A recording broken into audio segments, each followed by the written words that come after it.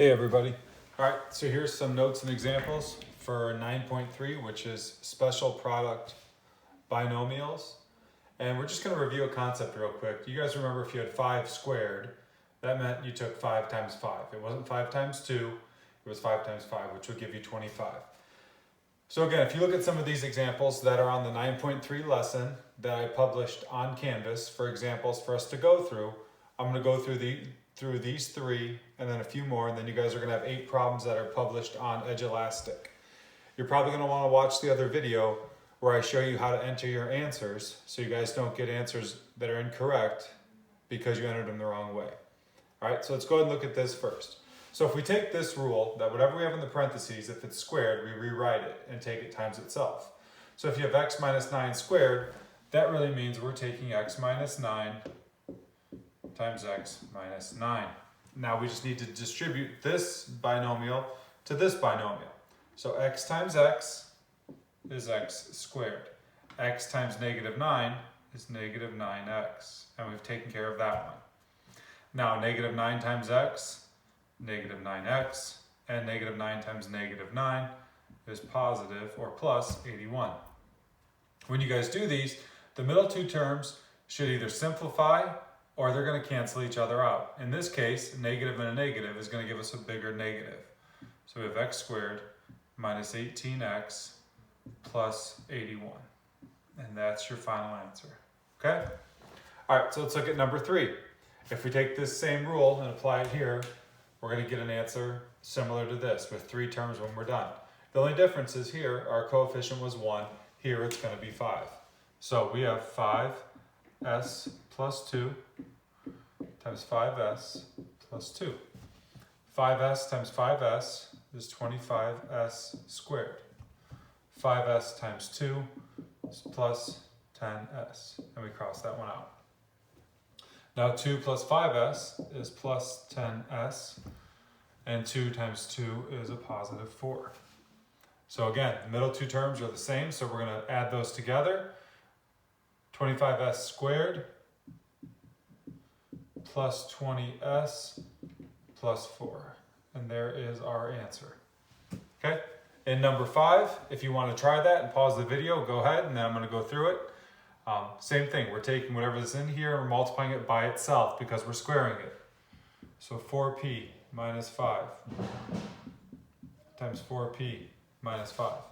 4p times 4p, 16p squared. Again, remember guys, we're applying those exponent rules we've been working on this from section 2 and also from chapter 8. 4 times 4 is 16. P times p is p squared. Now 4p times negative 5 is negative 20p. Negative 5 times 4 is negative 20p. And negative 5 times negative 5 is plus 25. So here we bring down the 16p squared. Negative 20 and negative 20 gives us negative 40p plus 25. All right, so that's how you do those problems. All right, I'm going to go ahead and do a couple more for you here. So follow along. And if you have questions, again, remember, email me while you guys are working on these things, okay? All right. So from here, we're also going to do number 7 and number 9. So 7 was 10z minus 3 squared. So we have 10z minus 3 times 10z minus 3. 10 times 10 is 100. Z times z, z squared. 10 times negative 3 is negative 30 or negative 30z. Cross it off. Negative 3 times 10, negative 30z. Negative 3 times negative 3 is positive 9. Again, we're going to simplify here. 100z squared minus 60z plus 9. There's your simplified answer. All right? Okay. Now let's look at number 9. 9's a little bit different because we have 2 variables again. All right? The rules are still the same though.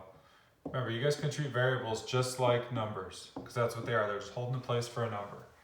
So 3y minus x times 3y minus x. 3 times 3, 9. Y times y, y squared. 3y times negative x, 3xy. Now when you guys write variables like this, it's always good that if they're the same, you write them in alphabetical order. So we're always going to want to write 3xy like this. 3yx isn't technically wrong, but if you guys are entering an answer on a computer, this is the way it's going to be entered in the answer key. So you want to remember to write your variables alphabetically. Took care of that 3y. Minus 3xy plus x squared. Okay, now this is the only case where in the last section we wrote everything in descending order. So normally we would have y squared and then x squared. But for these problems, you're going to simplify and just write them like this. Because when we start factoring, which is the next thing we'll work on, it's going to be easier to factor from this form than it would be if we rewrote it. So here is your final answer for number 9. Okay? And then one more type of problem you guys are going to see is where it's already expanded out for you. You just have to go ahead and solve the problem. So for instance, number 11, z minus 20 times z plus 20. Now if you notice, the difference here is these two are opposites. So z times z, z squared. Z times 20 plus 20z. Negative 20 times z, negative 20z. And negative 20 times positive 20 is negative 400. So bring down the z squared. And then look right here. These two are opposites. So what they're going to do is they're going to cancel. 20z minus 20z is 0. So you have this. And this is the solution to a problem that's called the difference of two squares. And we're going to go over some more of those later on when we start factoring again. Okay? So, if you see this, everything matches except for these. The middle term, or the b value, should cancel out. You should just be left with these two. All right? Okay, so you guys go ahead and get that assignment done. That's on Edge Elastic. Like I said, please watch the video that I'm going to share on your Google Doc so you can make sure you're entering your answers the correct way.